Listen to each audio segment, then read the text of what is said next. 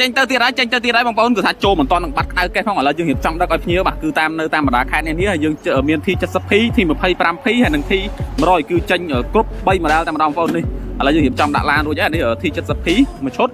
ហើយខាងនេះគឺ T25P មួយឈុតហើយនេះជា T100 មួយឈុតខាងនេះគឺជាឈុតធំបាទហើយនៅខាងនេះមួយឈុតទៀតបាទអានេះធុងទឹក T100 អានោះ drone T100 បាទហើយអានេះក៏ drone T100 ដែរអានេះ T25P បាទមើលខាងនេះទៀតខាងនេះមានម៉ាស៊ីនភ្លើងកំពុងតែ activate ថ្មីបាទកំពុងរៀបចំដាក់អីវ៉ាន់ហើយថ្មបាទយើងរៀបចំឆែកថ្មទាំងអស់នេះថ្ម3ឈុតថ្មរបស់ T100 អានេះ T25P បាទនេះ T25P ចូលចិត្តស្អាតទេណា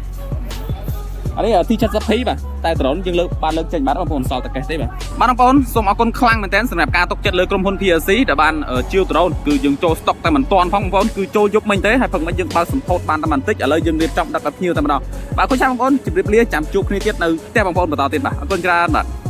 នាំចូលនិងចែកចាយដល់ក្រុមហ៊ុន PLC Profit Linker Cambodia